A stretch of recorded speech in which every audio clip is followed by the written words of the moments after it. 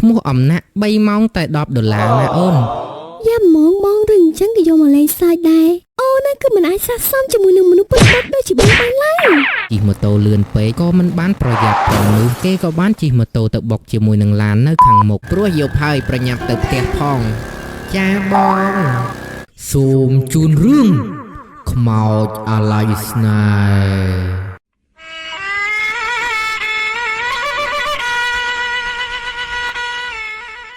នៅក្នុងភូមិមួយមានបុរសម្នាក់គេមានឈ្មោះថានាយសម្បត្តិគេមានអាយុ20ឆ្នាំជាងទៅហើយប៉ុន្តែមិនទាន់មានប្រពន្ធនោះទេហើយគេគឺជាកូនតូលក្នុងគ្រួសារដែលមានជីវភាពធូរធារចំណែកឯឪពុកម្ដាយរបស់គេតែងតែថ្នាក់ថ្នមមិនហ៊ានចំទាស់ចិត្តគេនោះទេគេចង់បានអ្វីពួកគាត់តែងតែរកមកឲ្យភ្លាម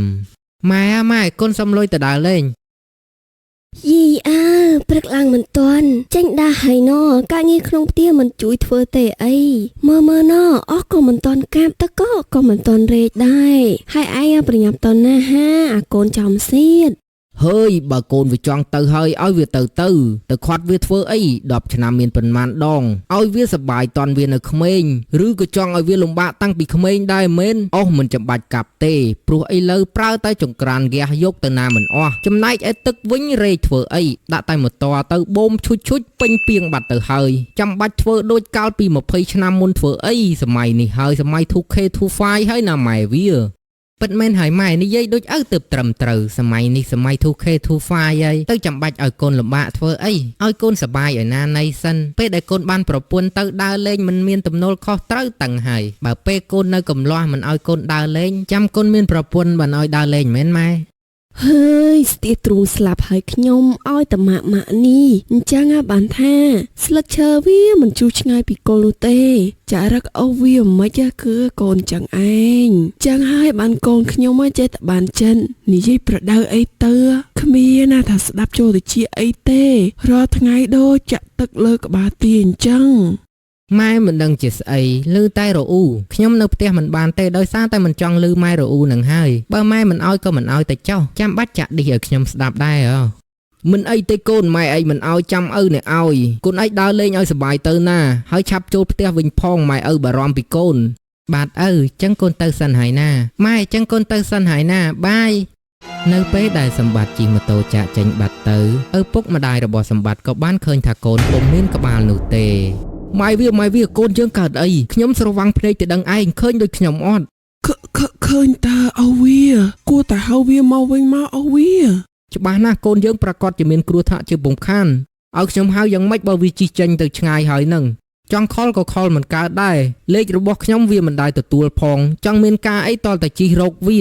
ហើយពិបាកដែរបើលេខខ្ញុំវិញវាប្លុកចោលតែម្ដងទោះបីជាយ៉ាងនឹងក៏ដោយសូមឲ្យវត្ថុស័ក្តិសិទ្ធិជួយថែរក្សាកូនខ្ញុំឲ្យមានសុវត្ថិភាពផងទៅចោះសាធុចំណែកសម្បត្តិឯនេះវិញគេក៏បានមកជួបសង្សាររបស់ខ្លួនដែលមានឈ្មោះថាចន្ទ្រា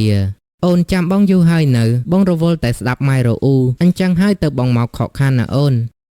មិនអីទេបងអូនក៏ទៅតែមកដែរហ្នឹងនិយាយអញ្ចឹងបងឯងទិញអីឲ្យអូនញ៉ាំអត់អូនឃ្លានញ៉ាំគុយដល់ហើយបងជ្រលក់អំបិលហិលមិនដឹងជាតិយ៉ាងណានោះទេគ្រាន់តែគិតក៏ឃ្លានដែរប៉ុន្តែអូនអត់ដែរញ៉ាំផងហ្នឹងបងឯងគួរតែទិញឲ្យអូនញ៉ាំ1គីឡូអីទៅខ្លាចថាស្លាប់ទៅមួយជាតិនេះគឺមិនបានញ៉ាំគុយនឹងគេបង1គីឡូតែ 4-5 ម៉ឺនទេបងទិញឲ្យអូនញ៉ាំទៅងាប់ហើយអូនថ្លៃម្លេះបងខ្លាចអស់លុយទៅផ្ទះអ៊ំលុយកំពុងតែតិចផងចាំថ្ងៃក្រោយទៅអូនហើយអញ្ចឹងក៏បានដែរតែថាបងទៅផ្ទះអ៊ំមួយណាអូនក៏ចង់ទៅដែរបងឯងនាំអូនទៅដែរទៅបងអ៊ំបងនៅមិនឆ្ងាយពីទីនេះប៉ុន្មានទេហើយបងទៅបងថានាំអូនទៅដែរហ្នឹងព្រោះថាទៅម្នាក់ឯងដូចជាមិនកើតទេនិយាយអញ្ចឹងអ៊ំបងឯងឈ្មោះអីទៅប្រាប់អូនឲ្យមកស្រួលនៅពេលដែលជួបគាត់មិនពិបាកហៅឈ្មោះអំណាក់3ម៉ោងតែ$10ណាអូនយ៉ាហ្មងបងរឿងអញ្ចឹងក៏យកមកលេងសើចដែរនិយាយជាប់សម្បត្តិក៏សើចឡើងព្រោះគេលួលេងជាមួយសង្សារគេតែប៉ុណ្ណោះប៉ុន្តែពេលហ្នឹងទូរស័ព្ទក៏បានរោឡើងមកហើយគេក៏បានទៅលើកបាត់ទៅអូនណាចឹងបងសុំទៅមានការបន្តិចហើយណាអូនមិនចាំបាច់ចាំបងទេហើយអូនទៅផ្ទះមុនទៅណាចាបងមិនអីទេអូនណាទៅផ្ទះខ្លួនឯងបានបងជិះម៉ូតូឲ្យស្រួលបួលណាកុំជិះលឿនពេកយីទៅតែមកមិនសោះអីក៏បញ្ញាប់ទៅវិញម្លេះឬក៏បងសម្បត្តិមានស្រីទៅដឹងមិនកើតទេត្រូវតែតាមដានឲ្យទៅបានការពារ ប្រសើរជាងព្យាបាល បន្ទាប់ពីសម្បត្តិគេបានចាក់ចេញមកចន្ទ្រាក៏បានជិះម៉ូតូតាមទៅមើលសម្បត្តិមិនដាច់ពីក្រសែភ្នែកឡើយ នាងស្រីនឹងគឺជាអ្នកណាគេនឹងខ្ញុំដូចជាមិនដែលបានឃើញមុខសោះបងប្អូនក៏ដូចជាមិនមែនប្រហែលជាដូចជាការគិតរបស់ខ្ញុំហើយមើលទៅ រចនាអូនហៅបងមានការអីទៅដូចជាប្រញាប់ប្រញាល់ដល់ហើយមិញហ្នឹងបងរវល់តែជួយការងារឪពុកម្ដាយនៅផ្ទះហ្នឹងណា ឲ្យតែពិតប្រកបដូចជាមាត់បងនិយាយកុំឲ្យតែខ្ញុំបានដឹងថាបងមានស្រីឲ្យសោះណាជីវិតរបស់បងប្រកបជាស្មាសូនជាមិនខាននោះទេ ចេះទៅថាឲ្យអូនបងស្មោះសឹងអីហ្នឹងបងមិនដែលទៅមានអ្នកណាក្រៅពីអូននោះទេសង្សារបងស្អាតក៏ស្អាតឆ្លាតក៏ឆ្លាតពូកែក៏ពូកែឲ្យបងទៅយកអ្នកថ្មីមកកើតសំបីតែលួចគិតក៏មិនហ៊ានផងកុំមកចេះចោទបងចឹងអីប៉ុន្តែថ្ងៃអវសានរបស់សម្បត្តិក៏បានមកដល់ដោយសារតែពេលហ្នឹងចន្ទ្រាបង្ហាញខ្លួនមកហើយបានប្រាប់ទៅកាន់រចនាថានាងគឺជាសង្សាររបស់សម្បត្តិផងដែរ បងសម្បត្តិតាមម្នាក់ស្រីនឹងគឺជាអ្នកណាទៅឬក៏បងមានទំនាក់ទំនងអីជាមួយនឹងនាង ណែរឿងហ្នឹងស្ដាប់បងបកស្រាយសិនណាអូន បងសម្បត្តិជួយបកស្រាយផងតើនាងនេះគឺជាអ្នកណាទៅបងសម្បត្តិមិនចាំបាច់ទេឆ្លើយនោះទេបងខ្ញុំមកឆ្លើយជំនួសវិញនាងត្រូវតែស្ដាប់ឲ្យបានច្បាស់ណាខ្ញុំគឺជាសង្សាររបស់គាត់ហើយនាងគឺជាអ្នកណាទៅឬក៏នាងគឺជាស្រីរបស់គាត់នាងដឹងខ្លួនឆាប់ដកខ្លួនចេញឲ្យហើយទៅណាព្រោះថានាងគ្រាន់តែជាជនទី3តែប៉ុណ្ណោះកន្លែងមួយនេះគឺមិនស័ក្តិសមជាមួយនឹងនាងនោះទេមនុស្សស្រីអីអញ្ចឹងដឹងហើយថារបស់មានម្ចាស់តែនៅតែចង់បានស្អីវិញនេះយើងក៏ជាសង្សាររបស់បងសម្បត្តិដែរឯងនិយាយពេញមាត់ថាយើងគឺជាជនទី3របស់ឯងយ៉ាងម៉េចយើងស្រឡាញ់គ្នាជាមួយនឹងបងសម្បត្តិជាយូរឆ្នាំមកហើយក៏មិនបានដឹងដែរថាគាត់មាននាងតាំងពីពេលណានោះមិនដឹងថាអ្នកណាគឺជាជនទី3ឲ្យប្រកាសទេនេះនាងបងសម្បត្តិរឿងនេះគឺយ៉ាងណាវិញនាងហ្នឹងគឺជាអ្នកណាឲ្យពិតប្រកបទៅតើបងលួចមានគេតាំងពីកាលណាខ្ញុំគឺមិនសុខចិត្តទេហេតុអីក៏បងធ្វើបែបហ្នឹងទុកថានេះគឺជាលើកទី1បើសិនជាបងសំបែកនាងនៅមុខខ្ញុំអាចនឹងលើកទោសឲ្យបងបានណាមួយមើលទៅកាន់នាងទៅរូបរាងក៏មិនបានស្អាតជាងខ្ញុំអីប៉ុន្មាននោះដែរចេះបងសម្បត្តិគាត់លេបរួចដែរណោះនេះឯងថាអីអ្នកណាឯងច្រឹកអីក៏ចាំម្លេះនៅក្មេងសោះចេញពីមុខផ្ទះរបស់យើងទៅទី1ទាំង2ហ្នឹង បានហើយស្ងាត់ទាំងពីរហ្នឹងអូនទាំងពីរគឺជាសង្សាររបស់បងហើយហ្នឹងសង្ឃឹមថាអ្នកទាំងពីរហ្នឹងចេះយោគយល់ពីគ្នាព្រោះថាអនាគតទៅពួកយើងគឺជាគ្រួសារតែមួយហើយហ្នឹង3នាក់អញ្ចឹងក៏ស្រួលដែរអូនម្នាក់ធ្វើការក្រៅម្នាក់ធ្វើការក្នុងផ្ទះគឺបងនឹងដេកស៊ីកម្លាំងញើសឈាមរបស់អូនទាំងពីរតែម្ដងហើយគ្រាន់តែស្រមៃក៏មានក្តីសុខដែរនេះហើយស្ដាប់លើពាក្យរបស់បងហើយឡើងចង់ស្ទះទ្រូងស្រឡាញ់គ្នារាប់ឆ្នាំទៅហើយខ្ញុំមិនដែលដឹងនោះទេថាបងគឺជាមនុស្សបែបនេះសោះ មិនគួរណាខ្ញុំដាក់ចិត្តស្រឡាញ់មនុស្សដូចជាបងបែបនេះទេខ្ញុំគឺពិតជាស្ដាយពេលវេលាខ្លាំងណាស់តាមតែចិត្តខឹងចង់តែសម្លាប់បងនៅពេលនេះទេហើយប៉ុន្តែខ្ញុំក៏មិនអាក្រក់ដល់ម្លឹងដែរអញ្ចឹងហើយស៊ីមួយដៃទៅអូនក៏មិនអាចទទួលយកបងបានដែរបងសម្បត្តិទោះបីជាពួកយើងស្រឡាញ់គ្នារាប់ឆ្នាំក៏ដោយប៉ុន្តែមើលទៅបងគឺមិនបានច្បាស់លាស់ជាមួយនឹងអូននោះទេបងតែងតែលាក់បាំងជាមួយនឹងអូនជានិច្ចអញ្ចឹងហើយពួកយើងគឺមិនអាចបន្តជាមួយនឹងគ្នាបាននោះទេអូនគឺមិនអាចស័ក្តិសមជាមួយនឹងមនុស្សពិតៗដូចជាបងបានឡើយរចនាចន្ទ្រាបងស្រឡាញ់ពួកអូនណាស់អូនកុំធ្វើបែបនេះអីអូនបងពិតជាស្រឡាញ់ពួកអូនទាំងពីរពិតមែនបងស្រឡាញ់ពួកអូនស្មើគ្នាហ្នឹងបងមិនដែលមានជនទី4នោះទេបងមានតែពួកអូនទាំងពីរនាក់តែប៉ុណ្ណោះ បានហើយបងបានមកទៅខ្ញុំថ្លង់ខ្លាំងណាស់ខ្ញុំមិនចង់លើពាក្យដែលកុហកចេញពីមាត់បងទៀតទេខ្ញុំទៅហើយបងស្ដាប់ឲ្យច្បាស់ខ្ញុំគឺមិនអាចត្រឡប់ក្រោយបាននោះទេណែលោកអីទៅស្រែនៅកន្លែងផ្សេងទៅកុំមកស្រែនៅមុខផ្ទះរបស់ខ្ញុំពិតជាថ្លង់ខ្លាំងណាស់ខ្ញុំត្រូវការចូលផ្ទះរបស់ខ្ញុំហើយបើសិនជាខ្ញុំចូលទៅមិនឃើញថាអ្នកឯងចេញទៅវិញទេខ្ញុំនឹងយកគ្រាប់ចំពាមបាញ់កណ្ដាលក្បាលនឹងហើយ សម្បត្តិដោយសារមិនចង់ឈឺខ្លួនបន្តទៀតគេក៏បានជិះម៉ូតូចាក់ចេញបាត់ទៅដោយសារតែខូចចិត្តជាមួយនឹងសង្សារសំបែកទាំងពីរនាក់បែបនេះធ្វើឲ្យគេមានអារម្មណ៍ថាឈឺចិត្តខ្លាំងណាស់ក៏ខំមូរ៉ាឡើងមួយគប់ប៉ុន្តែដោយសារតែគេជិះម៉ូតូលឿនពេកក៏មិនបានប្រយ័ត្នផងនោះគេក៏បានជិះម៉ូតូទៅបុកជាមួយនឹងឡាននៅខាងមុខធ្វើឲ្យគេបាក់កស្លាប់ភ្លាមនៅនឹងកន្លែងបាត់ទៅ មិនយូរប៉ុន្មានអ្នកភូមិដែលនៅក្បែរហ្នឹងក៏ដូចជាឪពុកម្ដាយរបស់សម្បត្តិក៏បានមកមើលកូនឃើញកូនហើយក៏អាណិតកូនពុនពេកមិនគួរណាកូនធ្វើប្រហែសធ្វើឲ្យខ្លួនឯងគ្រោះថ្នាក់រហូតដល់បាត់បង់ជីវិតបែបនេះសោះ ថ្ងៃស្អែកពិធីបុណ្យសពរបស់សម្បត្តិក៏បានរៀបចំឡើងចំណែកឯសង្សារទាំងពីររបស់គេក៏បានមកពិធីបុណ្យសពផងដែរពួកគេពិតជាស្ដាយក្រោយខ្លាំងមែនទែនបើពេលហ្នឹងមិនបានដេញសម្បត្តិទាំងកំហឹងនោះទេសម្បត្តិក៏មិនខ្លាយទៅជាបែបនេះដែរ ហ មិនយូរប៉ុន្មានការស្លាប់របស់សម្បត្តិក៏បានកន្លងផុតទៅសង្សារទាំងពីររបស់គេក៏បានយកសង្សារថ្មីអស់បាត់ទៅចំណែកឯខ្មោចរបស់សម្បត្តិវិញគេមិនទាន់ទៅចាប់ជាតិនៅឡើយនោះទេដោយសារតែចិត្តរបស់គេនឹកស្រណោះសង្សារទាំងពីររបស់ខ្លួនហើយជីវិតជាខ្មោចពិតជាពិបាកខ្លាំងមែនទែនចង់ទៅជួបសង្សារក៏មិនកើតហើយបើចង់ទៅផ្ទះវិញក៏ទៅមិនកើតនៅតែកន្លែងខ្លួនឯងស្លាប់ពិបាកដល់ហើយគ្មានអ្នកណាជជែកលេងសោះរកតែខ្មោចមួយយកមកធ្វើជាមិត្តក៏មិនបានផងយើងមកមើលគូស្នេហ៍ថ្មីរបស់រចនាឯនេះវិញគេមានឈ្មោះថានីសុយបងសុយស្អីបងឯងនាំប៉ាម៉ាបងឯងចូលស្ដីអូនហ្មងទៅបងក៏ចង់នាំអូនទៅដែរប៉ុន្តែពួកយើងគួរតែតាក់ទងគ្នាចាំមើលប្រហែលជា 2-3 ខែទៀតសិនណាអូនណាមួយសង្សារចាស់របស់អូនវាទៅតែស្លាប់ផងខ្លាចគេថាបងគឺជាអ្នកសម្លាប់សង្សារចាស់របស់អូនដើម្បីបានអូនជាសង្សារនឹងហើយ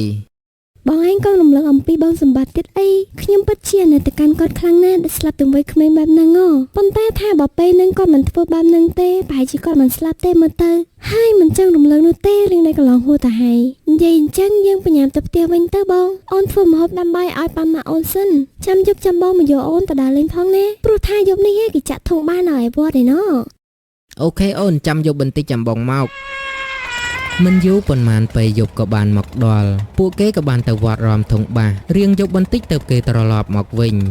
អូនរំយប់មិញមើលទៅដូចជាលះដល់ហើយអូននិយាយអញ្ចឹងអូនបានទិញអីផ្ញើម៉ាក់ប៉ាអូនអត់ទិញតើបងប៉ុន្តែទិញតិចតួចដោយសារតែពេលយកអញ្ចឹងគាត់មិនងាយពិសាអីផ្ដេសផ្ដាសនោះទេបងអូនមានអារម្មណ៍ថាជិះបត់ជើងតូចដល់ហើយបងមកឈប់ម៉ូតូសិនបានអត់នាយសុយក៏បានឈប់ម៉ូតូប៉ុន្តែមិនបានចាប់អារម្មណ៍ថាពួកគេកំពុងតែឈប់កន្លែងសម្បត្តិបានស្លាប់ដោយសារគ្រោះថ្នាក់ចរាចរណ៍ហើយអូនឯងលឿនម៉េះទៅមិញសោះហ្នឹងបងចាញ់ម៉ូតូហើយណាហើយមិនអូនឯងអត់និយាយអីចឹងបងខំនិយាយជាមួយអូនដូចជាអត់មានតបអ្វីសោះអូយអូនខ្ជិលនិយាយហ្នឹងណាបងទេសំឡេងអូនដូចជាប្លែកជាងមុនហីហើយមិនក៏មិនទៅសំខាន់អូនអោបចង្កេះបងសិនមកបងចាប់ផ្ដើមជិះម៉ូតូលឿនហើយណាព្រោះយប់ហើយប្រញាប់ទៅផ្ទះផងចាបង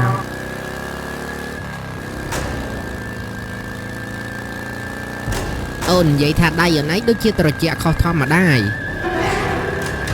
ចុកខ្មោចនៅបាត់ទេអញយើងមកមើលរចនាឯនេះវិញ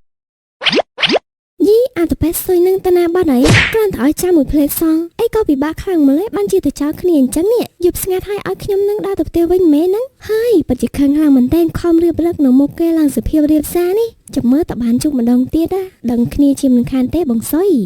នាងពេលនឹងសំណាងល្អក៏មានអ្នកភូមិទីនោះជិះឆ្លងកាត់នាងក៏បានសុំដោយសារទៅជាមួយគេបាត់ទៅ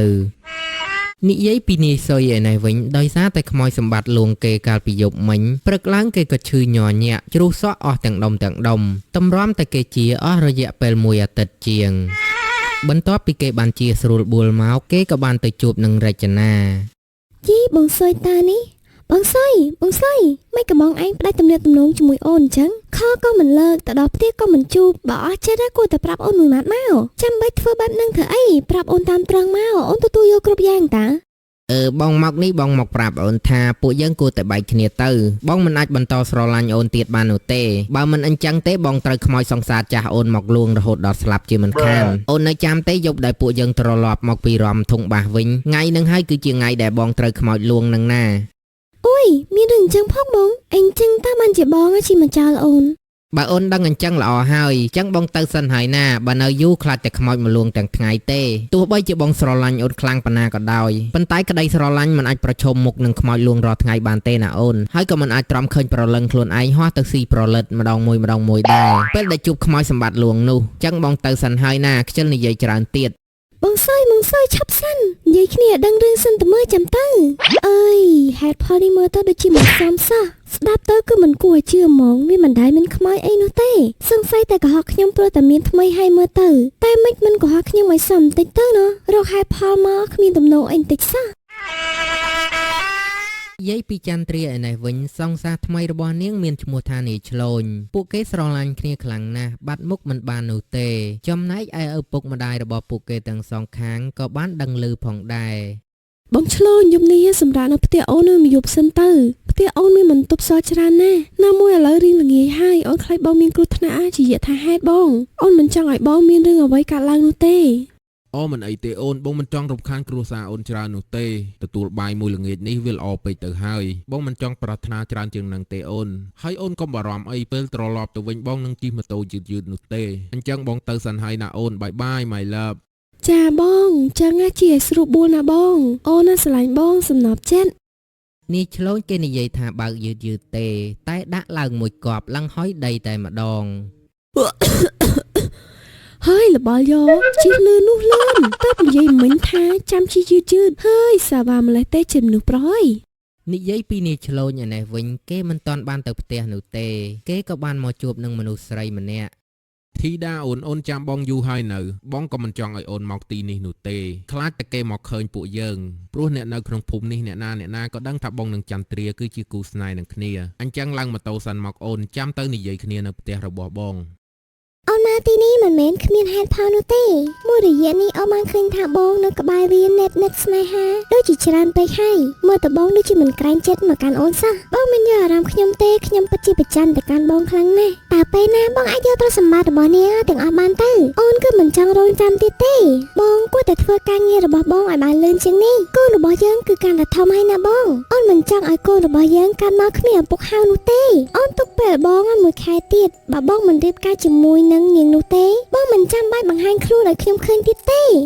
អើយអូនកុំនិយាយអញ្ចឹងអីពួកយើងសន្យានឹងគ្នាហើយថានៅពេលដែលបងរៀបការជាមួយនឹងចន្ទ្រាហើយនឹងទទួលបានទ្រព្យសម្បត្តិរបស់នាងរួចពួកយើងនឹងទៅរស់នៅឲ្យឆ្ងាយសាងជីវិតសាជាថ្មីណាអូនឬក៏អូនចង់ក្បត់ពាក្យសន្យាមែនទេកូនរបស់យើងខ្វះតែ7ខែកន្លះទៀតទេគេនឹងបានឃើញពន្លឺថ្ងៃហើយបងមិនចង់ក្បត់សន្យាជាមួយនឹងអូននោះទេណាបងពិតជាស្រឡាញ់អូនខ្លាំងណាស់ហើយបងក៏សុំទោសនឹងស្បត់ដែរថាបងគ្មានថ្ងៃស្រឡាញ់ចន្ទ្រានោះទេ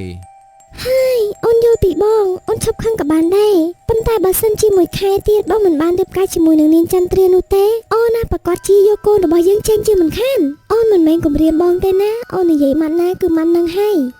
បាទអូនបងសន្យាប្រពន្ធសម្លាញ់របស់បងតោះអញ្ចឹងយើងទៅផ្ទះវិញណាអូនព្រោះថានៅទីនេះមិនស័ក្តិសមឲ្យពួកយើងនិយាយគ្នានោះទេទៅផ្ទះយើងទៅប្រគ្រប់ដៃប្រគ្រប់ជើងឲ្យកូន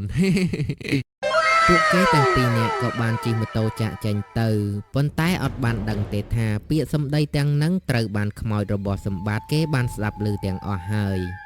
យីពួកនេះវាចង់ធ្វើបាបសង្សារយើងទេតើចាំមើលថាយើងផ្ដល់មេរៀនអ្វីឲ្យពួកឯង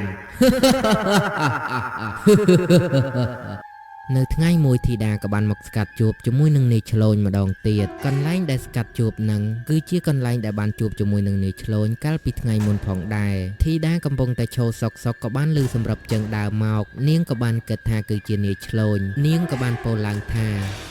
នេះគឺរយៈពេល1ខែហើយណាបងមិនក៏បងមិនតន់យកទ្រព្យសម្បត្តិរបស់នាងចន្ទ្រានោះបានទៀតអូឬក៏បងកំពុងតែឆ្លងវែងជាមួយនឹងសម្រស់របស់នាងនោះអូនគិតច្បាស់ហើយថាអូននឹងយកកូននេះចេញមើលទៅវាគឺមិនសំខាន់សម្រាប់បងនោះទេអូនគឺលែងអត់ទោសឲ្យបងបន្តទៀតនឹងចាស់ចេញពីជីវិតបងមិនឲ្យបងឃើញមុខអូននឹងកូនទៀតហើយបងតែនៅសុខស្រួលជាមួយនឹងនាងចន្ទ្រានោះទេចាស់មិនចាំបាច់រុញគេមកឲ្យខ្ញុំនោះទេខ្ញុំក៏មិនត្រូវការមនុស្សថោកទាបបែបនោះដែរហេនាងចន្ទ្រានេះឯងមកតាំងពីពេលណាតែឯងមកស្ដាប់ឮទាំងអស់ហើយតើមែនទេយើងមកតាំងពីឯងបាននិយាយឃ្លាដំបូងមកម្លេះយើងអរគុណហើយណាពេលនេះយើងទទួលបានផុសតាំងគ្រប់គ្រាន់ហើយឯងចាំទៅបោះស្រាយនៅក្នុងគុកទៅចោះហេតុអីក៏ឯងបានដឹងគម្រោងយើងបែបនេះតែបងឆ្លុយនៅឯណាតែឯងបានយកបងឆ្លុយទៅណាបាត់ហើយ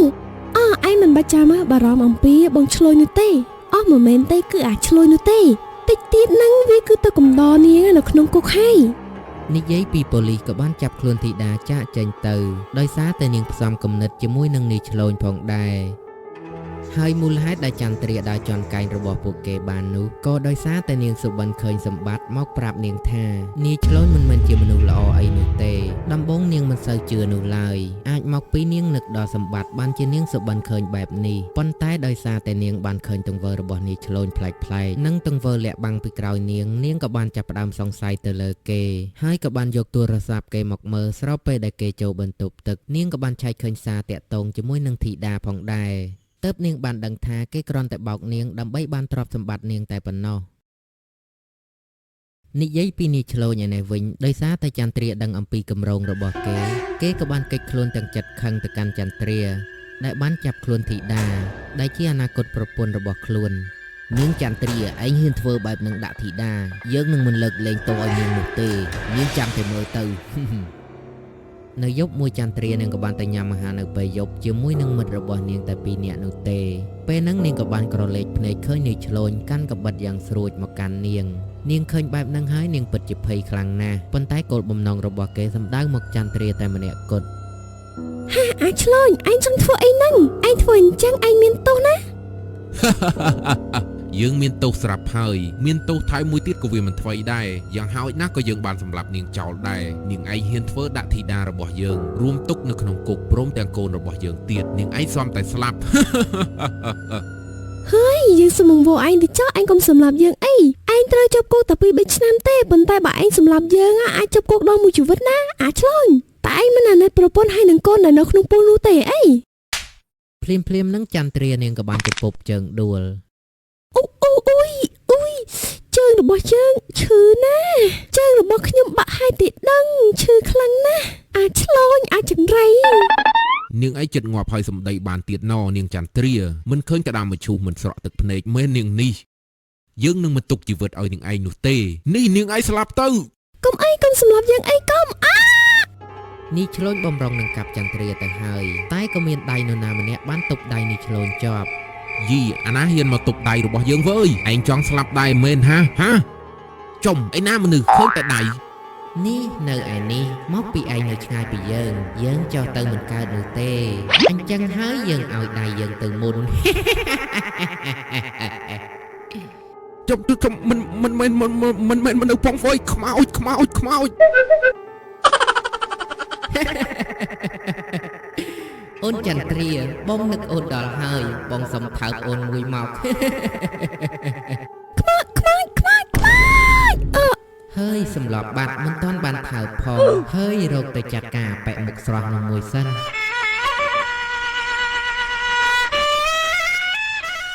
ហើយឈប់សិនហើយខ្មោចប្រហែលវាលេងតាមមកហើយហើយហត់មែនតេនវើយរត់ចង់ដាច់ខ្យល់ហើយនេះហើយថ្ងៃនេះសម្រាប់នាងចន្ទ្រាមិនបានសម្រេចសោះហើយទៅរកទិញកំបិតថ្មីសិនរកអាកំបិតណាសម្រាប់ទាំងខ្មោចបានទៀតខ្មោចក៏អញមិនទុកដែរចំចង្រៃយួរមិនដើរមកទៅមុខចឹងហើយវាកើតស្អីវានេះអើយខ្មោចឯងនៅតាមយើងមកទៅអីទៀតអាខ្មោចចង្រៃយួរ ហើយទៅណាបងយកអូនទៅដែរទៅអូនចង់ដើរលេងជាមួយនឹងបងគ្រប់ទីកន្លែងណាបង យីឯងមកតង់ជើងយើងទៅអីលេងជើងយើងភ្លាម អត់ទេអត់ចង់ ម្ដេចក៏ឯងមិនខ្លាំងដូចដែលឯងចង់សម្លាប់ចន្ទ្រាអំបញ្ញមិញទៅ ហើយឯងលេងយើងទៅយើងនឹងសន្យាថាយើងនឹងនាំឯងទៅកន្លែងដែលឯងចង់ទៅ ពិតមែនណ៎សន្យាណា ប៉ុន្តែពេលនេះឯងលេងយើងសិនទៅ បន្ទាប់ពីខ្មោចសម្បត្តិលេងហើយនាយឆ្លូញមិនចាំយូរនោះទេក៏ដាក់មេប្រូចបាត់ទៅ ហើយខ្មោចនេះពិតជាល្ងងម៉ែល្ងងហើយកាលនៅរស់ងាប់ដោយសារស្រីហើយពេលខ្លាយទៅជាខ្មោចនៅចាញ់បោកយើងទៀត យីមិនក៏រត់តឹងទៀតហើយខ្មោចឯងទាញអាវយើងធ្វើអីមិនយើងសន្យានឹងគ្នាឲ្យតើអី ហើយសន្យាអីរត់ចោលគ្នាបាត់ហើយហ្នឹង យើងថាទៅយកលុយទេយើងថានឹងមកវិញឥឡូវហើយ ហើយយើងជឿឯងម្ដងទៀតទៅចោលខ្មោចសម្បត្តិក៏បានលេងនាយឆ្លូញទៅចំណែកឯនាយឆ្លូញដោយសារព្យាយាមរត់ស្របពេលដែលខ្មោចប្រឡែងផងនោះធ្វើឲ្យគេដួលមួយទំហឹងបោកក្បាលនឹងដីសម្លាប់បាត់ទៅ មួយសន្ទុះក្រោយមកប៉ូលីសក៏បានមកដល់ព្រោះមិត្តចន្ទ្រាបានប្តឹងទៅប៉ូលីសចំណែកឯចន្ទ្រានាងក៏បានត្រូវមិត្តរបស់នាងនាំនាងទៅមន្ទីរពេទ្យបង្អែកនៅជិតនោះបាត់ទៅ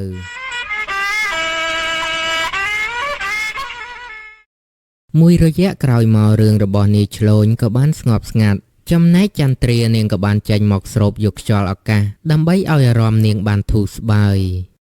ទីនេះពិតជាមានខ្យល់អាកាសបរិសុទ្ធពិតមែនបានមកអញ្ចឹងពិតជាស្រស់ស្រាយខ្លាំងណាស់ហើយស្ដីណាស់បើបានមកជាមួយមនុស្សដែលខ្លួនស្រឡាញ់មិនដឹងល្អយ៉ាងណាទេតែមិនអីទេរឿងដែលកន្លងហួសទៅហើយឲ្យវារសាត់តាមខ្យល់ទៅចុះចន្ទ្រាខ្ញុំមានរឿងចង់និយាយជាមួយនឹងនាងសង្ឃឹមថានាងអាចមានពេលឲ្យខ្ញុំបន្តិចអត់ទេខ្ញុំគ្មានពេលឲ្យនាងនោះទេខ្ញុំមានធរៈហើយនាងនៅទីនេះតាមសុបាយចុះ ចុះបើជារឿងរបស់បងសម្បត្តិខ្ញុំរើសមកនិយាយជាមួយនឹងនាងព្រោះខ្ញុំគិតថានាងប្រហែលនឹងជួបដូចជាខ្ញុំហើយមើលទៅក៏បានខ្ញុំយល់មកថានេះគឺជារឿងរបស់បងសម្បត្តិទេបើរឿងផ្សេងខ្ញុំខ្ពំនិយាយជាមួយនឹងនាងណាពួកគេទាំងពីរនាក់ក៏បាននិយាយរឿងដែលពួកគេបានជួបប្រទះជាមួយនឹងខ្មោចនាយសម្បត្តិទៅវិញទៅមករាល់យប់ឲ្យតែខ្ញុំគេងលក់គឺតែងតែឃើញបងសម្បត្តិមកពន្យល់សុបិនខ្ញុំជានិច្ចគ្រប់ពេលដែលគាត់និយាយមកខ្ញុំស្ដាប់មិនលឺនោះទេឃើញតែមាត់មហប់មិនដឹងថាគាត់ចង់និយាយអ្វីនោះឡើយបើខ្ញុំវិញសុបិនក៏សុបិនឃើញក៏ឃើញស្រស់ហ្មង 4K តែម្ដងប៉ុន្តែក៏ស្ដាយដែរឃើញហើយក៏សន្លប់បាត់អ្នកណាមិនភ័យបើមុខស្លីភ្នែកវិញឡើងធំលៀនស្ទើរតែរស់ចេញមកក្រៅទៅហើយទស្សនភាពពេលហ្នឹងបើថាអ្នកមុំគឺកាំងបេះដូងបាត់ហើយខ្ញុំសន្លប់ប៉ុណ្ណឹងទុកថាខ្ញុំគឺរឹងមាំហើយអូយអញធ្លាប់ឃើញគ្នាមិនដែលឃើញសោះតែបើសង្សារចាស់របស់គ្នាវិញគឺគេធ្លាប់ឃើញអញដឹងមិនអត់អាប៉ែហ្នឹងដេកឈឺមួយអាទិត្យដល់ម្លឹងផងចាំមិនបានបែកគ្នាកុំប្រាប់ថាគេជាអ្នកសំបែកឯងដោយសារតែខ្លាចខ្មោចមែនហើយឯងក៏ទីត្រូវទៀតយើងមិនស្ដាយក្រៅទេតែក៏អរគុណបងសម្បត្តិដែរព្រោះនេះនឹងបាយពីយើងទៅបាន3ថ្ងៃគេផុសរូបសង្សារថ្មីគេដាក់ថា anniversary 1ឆ្នាំហើយឃើញហើយឡើងហួសចិត្តហ្មងមានសង្សារឲ្យមកតាកតងឯងទៀតខ្មោចបងសម្បត្តិឡងអញ្ចឹងឲ្យសុំមុខឲ្យបើអាចចង់ឲ្យឡង4 10ដងទៀតតើឲ្យជ្រុះស្អកឲ្យអស់ហ្មងទៅពួកគេទាំងពីរនាក់នឹងដំបងពាក់មុខយាកដាក់គ្នាតែពេលបាននិយាយជាមួយគ្នារួចក៏បាននាំគ្នាសើចការក្អាយទាំងដែលមិនដឹងខ្លួនចន្ទ្រាយើងចង់ជួបបងសម្បត្តិឲ្យបានម្ដងដល់ហើយហេយើងមិនលែងចូលទេវើយយើងនៅព្រឺរមមិនតាន់បាត់ផងគ្រាន់តែនឹកឃើញក៏មានអារម្មណ៍ថាចង់ខ្លាចទៀតហើយនេះតែយើងមិនមែនទៅតែពីរនាក់ឯណាហៅគ្រូខ្មោចទៅដែរទៅហើយហៅប៉ាម៉ាក់គាត់ទៅផងយើងពិតជាចង់ដឹងណាស់ថាយប់ឡើងគាត់និយាយស្អីនៅក្នុងសម្បត្តិយើងតែដូចជាមិនកើតទេគ្នាខ្លាចណាឯងទៅខ្លាចធ្វើអីមានយើងនៅនឹងហើយហ្នឹងឯងជឿទៅលើយើងទៅយើងមិនជិះខ្លាចខ្មោចទេហើយចុះឯងមិនចង់ដឹងទេថាមិនបានគាត់មិនទៅចាប់ជាអញ្ចឹងឯងចង់ឲ្យគាត់នៅតែតអញ្ចឹងរហូតមែនមែនតាអញ្ចឹងសម្រាប់តាមឯងទៅចុះរឿងគ្រូខ្មោចចាំសួរអ្នកនៅក្នុងភូមិរបស់យើងទៅរកគ្រូណាដែលខ្លាំងវើយពួកគេក៏បានសម្រេចចិត្តហៅគ្រូដើម្បីមកអន្ទងប្រលឹងរបស់នាយសម្បត្តិដើម្បីនិយាយគ្នាឲ្យដឹងសខ្មៅ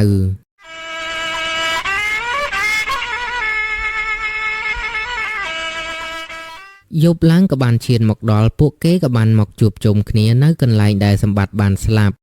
ខ្ញុំចាប់ផ្ដើមពិធីហើយណាបំរាមហាមចេញក្រៅខ្សែសីមាឲ្យសោះបើរឿងក្បាលចេញទៀតសក់អ្នកណាក្បាលអ្នកនឹងហើយណាតែលោកគ្រូកុំធ្វើបាបកូនប្រុសខ្ញុំឲ្យសោះណាគ្រាន់តែឲ្យលោកគ្រូអន្ទងប្រលឹងគេមកដើម្បីសួរនាំប៉ុណ្ណោះមែនហើយលោកគ្រូសួរមួយម៉ាត់ពីរម៉ាត់អីលោកគ្រូឲ្យគេទៅវិញទៅគ្រូចេះតែហៅមកទេឲ្យដេញទៅវិញមិនចេះទេទើបតែរៀនដែរហ្នឹងងាប់ហើយគ្រូទើបតែរៀនបាន1ខែ2ខែហ្នឹងហើយពេលហៅមកចេះតែមកដែរនេះយីចង់មើងងាយមិនមែន1ខែហើយក៏មិនមែន2ខែដែរអញ្ចឹងប្រហែល1ឆ្នាំដឹងចឹង No គឺ1អាទិត្យងាប់ហើយទៅវិញទៅឲ្យឆាប់មិនមែនជារឿងលេងសើចទេណាចង់យកជីវិតខ្ញុំមកលេងសើចអីគិតថាស្លាប់ហើយរស់ឡើងវិញល្ងាចនេះមែនស្ងាត់ទៅអូវីថ្លង់ណាស់មិនបាយឲ្យគ្រូហៅទេដឹងគ្រាន់តែឯងស្រែកនឹងខ្មោចកូនយើក៏អាចមកបានដែរព្រោះថាសំឡេងឯងធ្វើឲ្យខ្មោចហឹងជានឹងឯង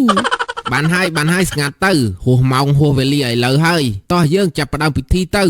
បន្ទាប់ពីនិយាយគ្នារួចលោកគ្រូក៏បានសូត្រមន្តអាគមគាថាដែលបានរៀនមិនទាន់ស្ទាត់ផងនោះភ្លាមខ្យល់ក៏បានបក់មកយ៉ាងខ្លាំងមិនដឹងមកពីណាព្រោះថាមុននឹងមិនមានខ្យល់ឡើយលោកគ្រូសូត្រខុសទេដឹងមិនឃើញខ្មោចអីចឹងមានតែខ្យល់បក់បោកហ្នឹងសូត្រចាំវិជាហៅខ្ជិលទេដឹងលោកគ្រូចង់មើងងាយគ្រូមែនទោះបីទៅតែរៀនមែនតែទឹកដៃល្អមិនខកបំណងទេចាំបន្តិចទៀតឃើញឥឡូវហើយបន្ទាប់ពីគ្រូនិយាយចប់ភ្លាមខ្មោចរបស់សម្បត្តិក៏បានចេញមកពិតមែនខ្មោចបងសម្បត្តិពិតមែនបងសម្បត្តិអូននឹកបងឯងណាហេឯងចង់តណែហ្នឹងគ្រូប្រាប់ហើយថាមិនអោយចេញពីខាងក្រៅសីមាទេឯងមិនលឺទេអីឯងនេះងប់នឹងប្រុសពិតមែនចង់ឲ្យបងសម្បត្តិយកឯងទៅនៅជាមួយមែនយើងចំណែនណាចង់ដែរតាយើងនិយាយលេងទេវើយយើងគិតថាបងសម្បត្តិមិនធ្វើអីយើងនឹងណា បានជាយើងចង់ចេញ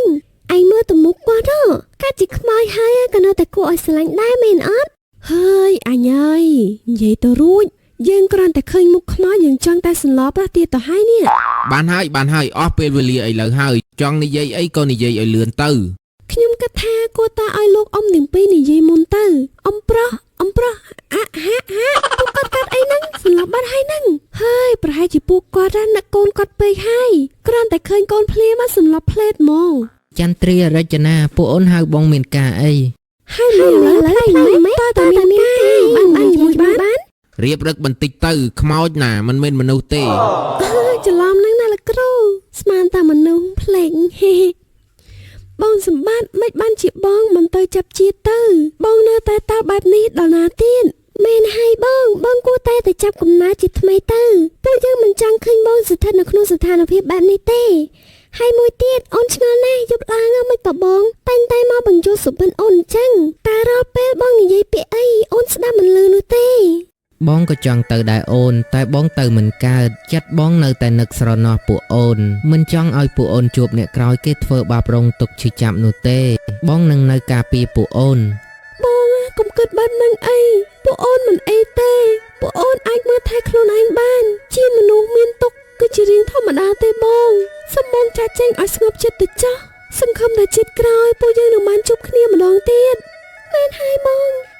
ទៅឲ្យស្ងប់ចុះប៉ាម៉ាក់របស់បងពួកអូនក៏ឧស្សាហ៍ទៅសួរសុខទុក្ខពួកគាត់ដែរពួកគាត់គឺមិនអីនោះទេពួកគាត់គឺតែងតែនឹករលឹកទៅកាន់បងឃើញពួកអូនចេះយោគយល់គ្នាអញ្ចឹងបងសប្បាយចិត្តណាស់ពុកម៉ែកូនស្ដាយណាស់កាលកូននៅរស់មិនបានមើលថែលោកទាំងពីរឲ្យបានដិតដល់ពេលដែលចាក់ចេញទៅមានតែពាក្យថាកូនជាកូនអកតញ្ញូ កុំកាត់អីចឹងអីបងអ៊ំទាំងពីរគាត់ស្រឡាញ់បងណាស់គាត់ក៏អហិសកម្មឲ្យបងដែរបងមិនឃើញទេគាត់គ្រាន់តែឃើញបងភ្លាមរំភើបឡើងសន្លប់ទៅហើយ តែគ្រូមិនគិតអញ្ចឹងទេមីនាង ពួកអូនទាំងពីរសូមអហិសកម្មឲ្យបងសូមទៅចាប់កំណើតជាថ្មីអូនក៏នៅស្រឡាញ់គ្នារាប់អានគ្នាចាប់ពីពេលនេះទៅ អរគុណណាស់ខ្ញុំពិតជាស្ងប់ចិត្តហើយភ្លាមនោះខ្មោចរបស់សម្បត្តិគេក៏បានរលាយបាត់ទៅ ពិធីបានចប់ហើយអ្នកទាំងពីរហើយពេលដែលទៅវិញកុំភ្លេចធ្វើបុណ្យជ្រោចទឹកឲ្យគេផងណាចឹងយើងរៀបចំអីវ៉ាន់ទៅផ្ទះវិញទៅ គ្រូរៀបចំទៅខ្ញុំត្រូវគ្រាអ៊ំទាំងពីរខ្ញុំណាត្រឡប់ទៅវិញផងចង់ឲ្យទុកគាត់នៅទីនេះមែនទេ មែនតែចាំគ្រូជួយគ្រា រឿងនិទាននេះផងដែរក៏បានមកដល់ទីបញ្ចប់សូមអរគុណពុកម៉ែបងប្អូនដែលបានទស្សនារឿងនេះពីដើមរហូតដល់ទីបញ្ចប់ដើម្បីទទួលបានវីដេអូថ្មីៗពីខ្ញុំសូមជួយចុចពាក្យថាជាវនិងដាក់សញ្ញាកណ្ដឹងដើម្បីទទួលបានវីដេអូថ្មីៗពេលដែលយើងខ្ញុំផុសភ្លាមសូមអរគុណនិងសូមជម្រាបលា